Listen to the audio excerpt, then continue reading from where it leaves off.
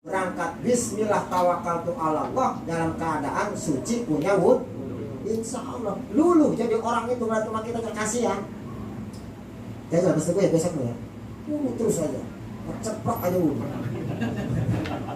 Ada cobaan kalau Wih, ada cobaan. Suka gitu. Ya, pada ya di rumah apalagi pada mah nggak kemana-mana di warung sambil nungguin warung, hatinya zikir dalam kondisi punya wudhu. Luar biasa. Kok kemana tiap hari kok? Nggak kemana-mana kan? Enggak. Mau perang nggak ke Palestina? Saya kirim ini. Mau lah. Mau ini aja apa? Mengutin rokok, nggak ada rokok di sana. Ya, dawaming wudhu.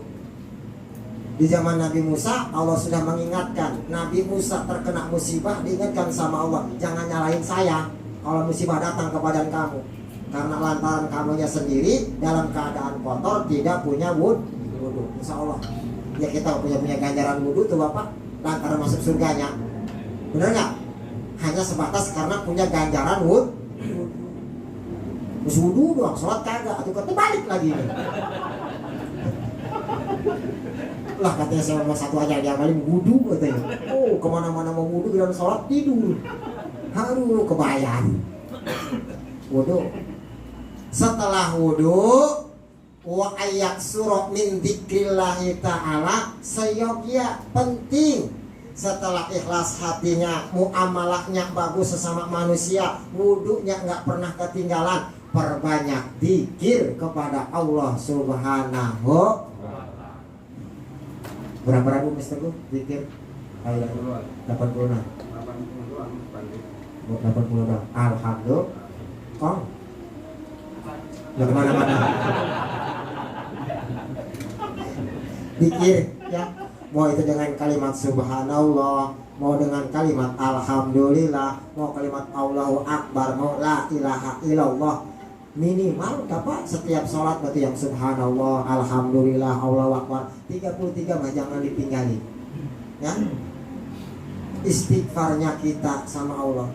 Kenapa sih kita mah setiap sholat itu ada istighfar. Assalamualaikum warahmatullahi, assalamualaikum warahmatullahi, astagfirullahaladzim. Gampang kita mau istighfarin dosa kita mah gampang. Nih istighfarin sholat kita nih yang ketika Allahu Akbar. Rokok di mana? Ini kunci motor di mana? Bener nggak? Tuh istighfarin itu tuh kita betul. Istighfarin ketika sholat, ingat sama burung gacer. Sama cucak Rio belum dikandangin karena kehujanan. Allahu Akbar. Aduh suwek doang hujan. Mana burung di luar, mana murai batu belum dimasukin lagi. Masya Allah, besok mau digantangin lagi lomba itu burung. Aduh kayaknya pila. Kemana-mana akhirnya sholat. Tuh minimal kita mah ketika istighfar setelah sholat itu mengistighfarin sholat kita enggak khusyuk, hatinya hatinya badannya sedang sholat tapi hatinya ingat kemana.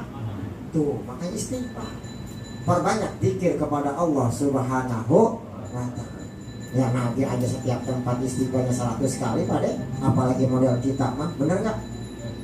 Banyak maksiatnya daripada taatnya, makanya harus diimbangi dengan banyak-banyak istighfar. Bahkan jalan salah satu untuk mendekatkan diri kepada Allah mah wa dzikru aqrabu turuqi ilallahi ta'ala. Zikir mah jalan yang terbaik, jalan yang paling cepat untuk mendekatkan diri kita kepada Allah Subhanahu wa ta'ala. Bahkan ada jaminan dalam satu hadis kan, barang siapa yang mengucapkan la ilaha illallah ketika hembusan napas terakhirnya, dakhalal jannah, masuk ke dalam surga. Sedikit aja dulu. Wallahu a'lam itu. Entah itu kapan dakhalal jannahnya, enggak ditambahin di garis hisabin kok di situnya mah. Yang penting mah siapapun itu orangnya ketika akhir hayatnya mengucapkan la ilaha illallah dakhalal jannah. Meskipun model begini mengantri dulu. Sama belakangan aja. Iya belakangan sama saya ya. Sama Bapak Jali pengennya. Bareng aja, Pak. Bareng. Ya Biar kelihatan akrab. Iya, nggak tahu kapan, yang jelas nanti dimasukkan ke dalam surga. Yang model kita mah tawadu aja mas ya, tawadu aja, nggak tahu kita mah terserah aja. Tapi pengen yang pertama ya, Wah, pertama ke nerakanya nih. Ya, perbanyak dikit. Wa minatilawatil Qur'ani fi jami'il awqati khususan awalan nahari wa akhirahu wa awalan laili wa akhirahu. Dan diperintahkan seyogyanya kita dalam setiap hari, dalam setiap muamalah, setelah ikhlas, setelah berbuat baik, dawam wudunya, memperbanyak zikirnya, tambahin wa min tilawatil Qur'ani, perbanyak membaca Al-Qur'anul. Ada yang hatam setahun sekali? Nggak ada. 6 bulan sekali? Sebulan sekali? Seminggu sekali? Sehari semalam? Ustaznya aja nggak pernah hatam katanya. Langsung aja kan. Ayo. Minimal, kembali nih, minimal atau setelah sebelum tidur mah baca-baca Al-Ikhlas Mas Teguh 3 kali, Al-Falaq, An-Nas, Fatihah, ayat kursi dibaca. Bahkan dalam satu riwayat, memohon maaf Bapak, kalau kita ngaku umat Nabi Muhammad dan pengakuan kita pengen diaku oleh Nabi, umatnya Rasul, minimal kita harus banyak-banyak baca ayat Al-Quran sehari semalam sebanyak 200 ayat. Masih 200. Kebanyakan Mas Teguh. Sulit yang kita mah ya. Waduh, banyak kerja, bener nggak? Tapi Al-Ikhlas hafal? Tapi mati aja Pak, nggak hafal. Al-Ikhlas ada berapa ayat? Lihat coba. Qul huwallah. Terus Allah lam yalid walam yakul lahu. Oke, sekarang kita hitung. Ada 4 ayat. Sehari semalam sholat ada berapa waktu? 5. 4 kali 5 berapa? 20. Kalau pengen jadi 200 sewaktu berapa harusnya? 10. Minimal setiap habis sholat 5 waktu Al-Ikhlas 10 kali Mas dibaca. Itu pun sama kalau dikalkulasikan dalam 24 jam. Kita sholat 5 waktu, kita baca Al-Ikhlas setiap sholat 10 kali, sama dengan membaca Al-Quran 200 ayat yang adanya di situ. Mudah-mudahan itu diaku kita umat Nabi Muhammad. Karena jauh kita sholat mengantarkan ke surga mah benar. Jauh ibadah puasa kita bisa masukin ke surga mah benar. Salah satu di antaranya diaku umat Nabi Muhammad, cara kita masuk ke dalam surga. Sedangkan kita ngaku-ngaku doang, kalau kitanya nggak diaku sama saudaranya, malu apa nggak Pak? Oh Muhammad, come here, come here. Kata Nabi Muhammad, siapanya gua? Cinta bertepuk sebelah tangan, itu malu kita sedih lah. Nah, tapi mudah-mudahan nggak manggil pun kitanya kepada baginda Rasul, udah dicariin duluan. Lantaran pengakuan kita dari umat Nabi Muhammadnya diaku oleh Nabi Muhammad. Ya minimal ya pada ya 10 mah baca Al-Ikhlas setelah sholat. Bismillahirrahmanirrahim. Nggak usah buru-buru bacanya, nggak bakal bener. 90 had-hadnya doang. Pelan-pelan aja mau kemana. Atau kalau nggak keburu di masjid, takut ada mah keurusan di rumah, aku sambil jalan pulang. Ya jadi masalah, nggak harus nongkrong di masjid, takut dikatain abu ya. Tuh masih orang katanya, alhamdulillah katanya selama ikut pengajian, nah, sholatnya orangnya terakhir katanya, orangnya mah tidur. Di masjid bukannya wiridan tidur, ada mah dasarnya. Aduh, ya minimal sambil jalan pulang baca 10, tambahin Al-Falaq, tambahin An-Nas, tambahin sama doa yang lain, zikir subhanallah, alhamdulillah, Allahu akbar. Perbanyak baca Quran. Sami'tu Rasulullah sallallahu alaihi wasallam yaqulu iqra al-Qur'ana fa innahu ya'ti yaumal qiyamati syafi'an li ashabihi. Tuh. Bahkan keistimewaan kita membaca Al-Quran, mah kata Rasul, Iqra al-Qur'ana, bacalah olehmu Al-Quran, fa innahu ya'ti yaumal qiyamati syafi'an li ashabihi. Karena Quran yang pernah kita baca di dunia, syafi'an, akan memberikan pertolongan kita nanti di yaumil qiyamah. Baca Bapak di rumah Quran. Panzainu buyutakum bi sholati wa tilawatil Quran. Hiasi rumahmu dengan sholat dan membaca semua apapun itu benda yang ada di rumah tersebut, kalau dipakai sholat rumahnya, kalau dipakai pembacaan Al-Quran di rumahnya, maka apapun bentuknya yang ada di rumah tersebut akan menjadikan saksi nanti di yaumil qiyamah. Bahkan salah satu cara untuk membuat alam kubur kita terang, lebih-lebih terangnya malam ini, itu lantaran kita punya ganjaran pernah membaca Al-Quran. Bahkan Al-Quran, mohon maaf Bapak, apalagi dibaca, dilihat, dipandang saja, Al-Quran salah satu bentuk benda yang bisa memberikan ganjaran untuk kita. Makanya saya yakin di rumah pada punya Quran, benar nggak? Yang ditaruh di atas lemari yang nggak pernah dibaca, sampai debuan. Karena tahu saya juga, Bapak udah paham.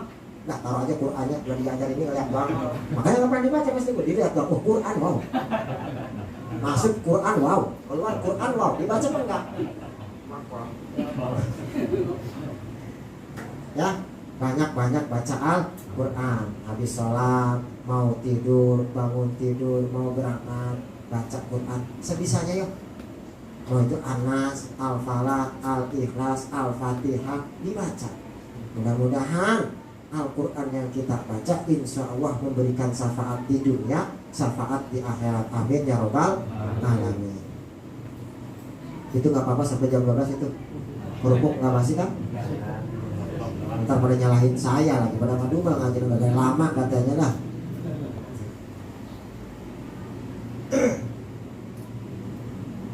Beres, disuruh kita diperintahkan memperbanyak Al-Quran fi jami'il awqati khususan awalan nahari wa akhirihi. Baik itu ketika kita awalnya hari yang kita akan jalani, bangun tidur tuh minimal ya, karena diperintahkan nih dalam kitab Ta'lim Muta'alim itu. Seyogyanya penting kita sebagai umat Islam ketika kita bangun tidur, ucapan yang kita ucapkan tersebut yaitu ucapan yang mengandungkan ganjaran. Minimal baca-baca alhamdulillahilladzi ahyana ba'dama amatana wa ilaihin. Terus jangan kita bangun tidur pas mata ngebuka HP dicari wow. Waduh, kata PKB belum ada yang nyangsang ini. Sedang kemana ini? Kita masih yang dipikirkan bangun tidur perkara dunia. Minimal baca-baca alhamdulillah. Wa ayat surah min sholatin nafilati wal istighfari. Dan seyogyanya pentingnya kita memperbanyak melakukan sholat sunnah. Kalau udah alhamdulillah 5 waktunya rajin berjamaah, atuh ayo tambahin, jangan buru-buru pulang. Kalau habis sholatnya, sholat ba'diyah terlebih dahulu, masuknya awal waktu agar bisa melaksanakan sholat sunnah qobliyah. Malamnya tahajud 2 rakaat mah, paginya iringi dengan duha. Perbanyak kita melakukan sholat sunnah mah, keuntungan ibadah ganjaran yang kita kerjakan 5 waktu ganjaran fardu yang lainnya. Bapak dagang pengen untung apa cuman balik modal? Pasti semua pengen untung. Naudzubillah, jangan sampai rugi. Untungnya kita dapat, modalnya kita balik. Yang fardu mah itu mah modalnya, sunnahnya yaitu keuntungan. Wa ayat surah al-istighfar, dan disunahkan, diperintahkan kita untuk memperbanyak membaca istighfar. Rasul sehari semalam setiap tempat paling sedikit 100 baca istighfar. Kita mah minimal habis sholat ikutin 3 kali mah astagfirullahaladzim, astagfirullahaladzim, astagfirullahal. Doain orang tua kita, doain muslimin muslimah. Bahkan keistimewaannya istighfar mah ibarat kartu ATM Bapak. Kartu ATM-nya yang ada isinya, yang bila mana kita gesek pinnya benar, nomornya benar, keluar duitnya. Nah siapa tahu nih usaha kita nggak lancar, usaha kita selalu ada kendala, karena mungkin setiap muamalah yang kita kerjakannya tanpa diiringi dengan pembacaan istighfar. Itu yang bisa menghambat rezeki datang.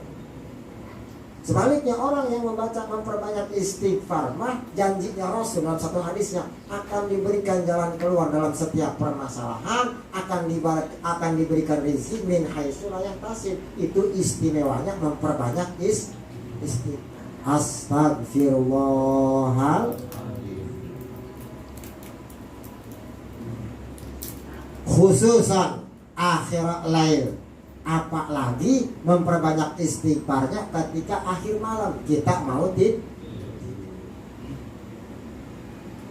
istighfarnya seperti sholat, setelah sholat aja tuh li wali walidayya warhamhuma kama rabbayana shaghira wa li ashabil huquqil wajibati alayya minal muslimina wal mu'minina wal al ahya'i minhum wal, sampai situ minimal kepayona 3 kali dibaca.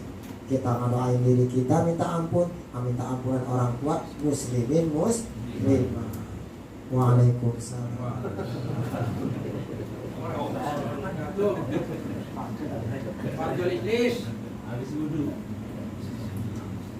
Banyak istighfar.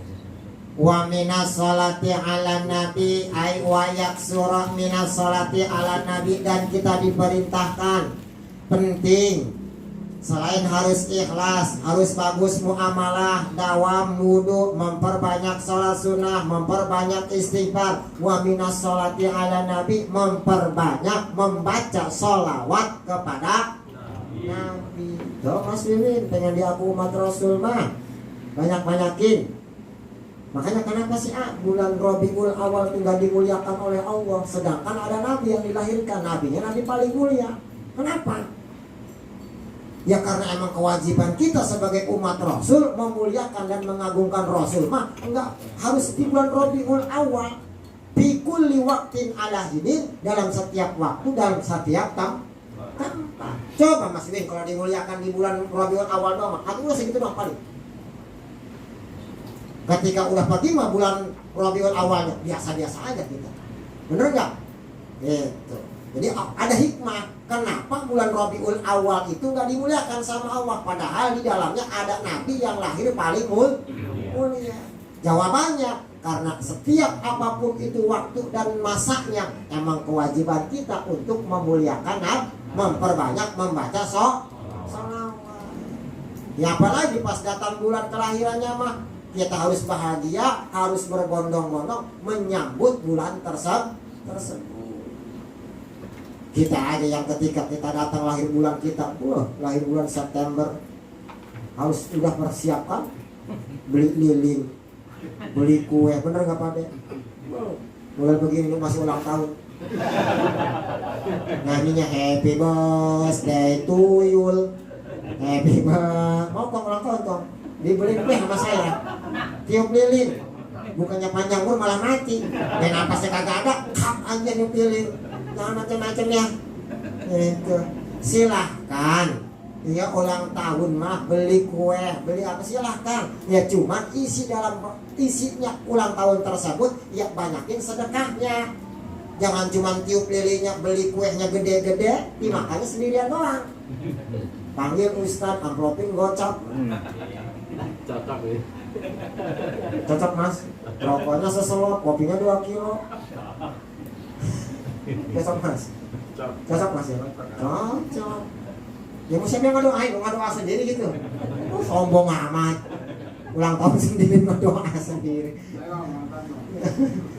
Nah, memperbanyak baca salawat. Insya Allah mudah-mudahan salawat yang kita baca senantiasa diakunya kita umat Rasulullah Muhammad Sallallahu Alaihi Wasallam.